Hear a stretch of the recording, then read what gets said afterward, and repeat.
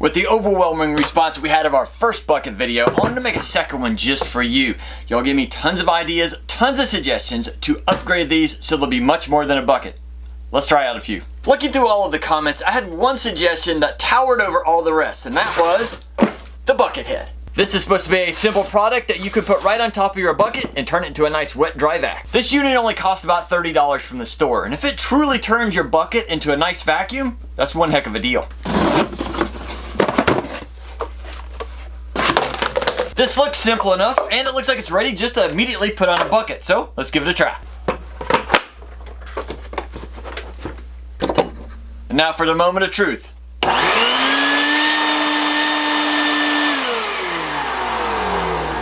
That's pretty good. I didn't expect it to have that much suction being just a little add-on, but this might work and come in handy. So it seems to vacuum pretty well, but we do know that occasionally we have to take it off to empty it. So how hard is this to take off? Let's find out. Take that off, let's see. Now that was pretty simple. I'm very impressed. In addition to the Buckethead, if by chance you have the bucket dolly, stick it inside, and now you can move it around your garage or wherever you need it really easily. And if by chance you don't like this particular brand or version, I know Ryobi makes their own version as well. Before jumping to the next one, I just want to say thank you to everybody who told me how to get your buckets for free. Yes, I said for free. And if you don't know how to do that, I'll tell you how in just a moment. For number 2, I have a seat, lid, and parts organizing tray all in one. So first off, let's see how easy it is to put on. Oh well, that went on easy. How about taking it off? That came off easy as well, but the main thing is, when it's on, does it fall off? No. Okay, that's a great combo. Now let's take a little bit closer look at the inside. Alright, it has 6 separate trays, and okay, it has 2 of these that come out so that you can easily add some additional pieces that might be larger, but overall, that looks pretty nice. But for the moment of truth, does this really work as a seat? Okay, I didn't hear any weird noises. It's pretty comfortable, so I'd call that a success. And I just noticed this opening. This is the handle you can use to take it off, but it gives you access to inside of the bucket. So if you need to throw trash or nails or screws in there, you can do it without having to take it off. If you like this product or any of the others you see in this video, I'm gonna put a link to them in the description, so make sure you check them out. For number 3, it's already inside the bucket. This is a little insert that you can put in your bucket to help you organize all your parts. It comes in a variety of sizes and they all stack on top of each other. And then you can just drop it inside. And just in case you need a quick measurement, we have centimeters over here, inches over here, and then some holes with some specific sizes so you can measure them out quickly. And another great option, if you take this organizer and the one you saw a moment ago and you put them together, now you have a ton of organization in your bucket. For number 4, this is something I've actually been wanting for the last couple of years, but I didn't know they made one until now. This is a 0-turn mower handle that allows you to mount your bucket, and it's supposed to fit most mowers. So let's check it out.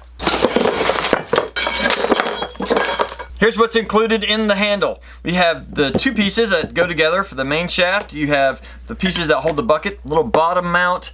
I'm not sure what the clip is for, but it's there. It has several bolts. It looks like it actually has an extra nut for each of these. I'd rather have too many than not enough, and a few tools to work with. Now, I've never installed one of these before, so let's go do that, and we'll see what it looks like.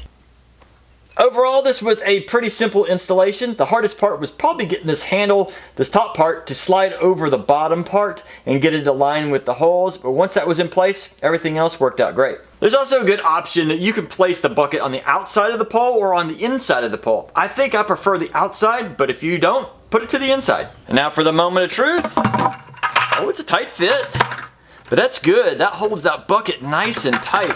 Good, that way it won't fall out. And I just realized that a little clip they provide, it goes great with one of your little grabbing tools. You can clip it on the side of your tool here, and then it stores itself right there on the handle. Now I'm just excited to wait for springtime to get here so I can actually use it. For number 5, for those of you who like to fish, we got a setup just for you. Now this is similar to some of those tool holders, but it does have some additional features. Let's check them out. Instead of struggling to slide this organizer over the top of your bucket, you can actually lay it down on its side and use these Velcro straps to secure it quickly. It then uses these 4 clips to make sure it holds it in place so it doesn't slide off. The next option is actually for your handle. Yes, the bucket organizer actually has an ability to help with your handle. Bring your handle up from your bucket, take both sides. It has Velcro. You strap it together, and now not only does it help support the bucket, it helps support the organizer as well. Plus, it doesn't hurt your hand, especially if you have a heavy load. And now my absolute favorite part about this setup is the ability to cover your bucket. It also has quick access with the zipper, so you can store some of your bait, maybe some of the fish you catch, and you don't have to worry about anything jumping out. I feel this is a great option if you're a fisherman. It allows you to keep everything together in one little place and easy to carry, so I hope you get a chance to use it. If you're a gardener or you just like to work out in the yard, this next one could be for you. I first got to tell you that this is not a perfect fit for this bucket. This is actually a little hack I discovered in the process of looking up some of these products. This right here would be great for sifting out rocks and debris out of your dirt if you're a gardener. This sifter sits close enough on your bucket so you can easily get in here and separate all of that fine dirt so it'll be down in your bucket. Also, there's a good chance that you're probably going to be shaking it most of the time to get it out. You can also use this concept at the beach. Maybe you're trying to search for shark teeth or that buried treasure. These would be great. Now, what if you don't want to spend the money on these? Well, you could always go to the dollar store and pick up a colander and it'd probably work about the same. Sometimes when it's time to clean, I have a big mess, especially in my shop. And that's when a 5-gallon bucket would be great, but how do I get it in there easy? So how about we get a dustpan that clips onto your bucket? So let's see how easy it is to snap on. Oh wow, that was quick and easy. And does it lay down flat? Oh wow, it sure does. Look at that. That is awesome. I really like that. And now if you need to clean up a big mess, instead of making 10 trips to the trash can, bring your trash can to you. For number 8, I have a really needed tool. Just imagine you ever need to put anything in your bucket and it needs to be sealed off from the outside world. You have to pound this lid down. So the next time you go to take it off, sometimes it can be a big challenge. That's when a bucket opener can come in real handy. Depending on which opener you have, sometimes you might have to lift up just a little bit on one of these corners to get it started.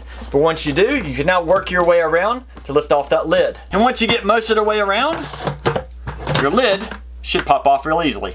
I found this plastic one at one of my local stores for about $3, but you can find metal ones online that probably will last a little bit longer for about $10. Now I wanted to give you some of the great hacks that people gave me in the last video, starting with the handle. I mentioned using some pipe over it, but I had a bunch of people say, hey, just take an old garden hose, cut it up and put it over it, and it's real soft to the hand and should last a long time. In the last video, I suggested getting a toilet seat just in case nature calls. But a number of people suggest something different. Grab a pool noodle and slit it down one side, and then you can feed it all the way around your bucket. It does take a moment to get there because you're kind of fighting it. But once you get it into position, if it'll stay, you have a nice little cushion to sit on if you need it. I did have one person tell me, hey, by chance, do you drink coffee? No, I don't drink coffee.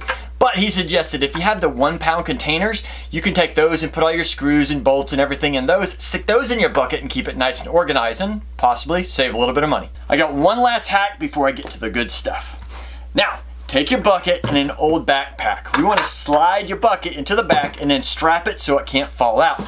Then put the backpack on, and now you have the ability to have both hands, maybe to pick fruit or pick limbs off the ground or whatever you're doing. You can now throw it over your shoulder into the bucket and your hands are free. And here's the big reveal on how to get some buckets for free. In fact, you could probably get a bunch of buckets for free. And no, I don't mean stealing them.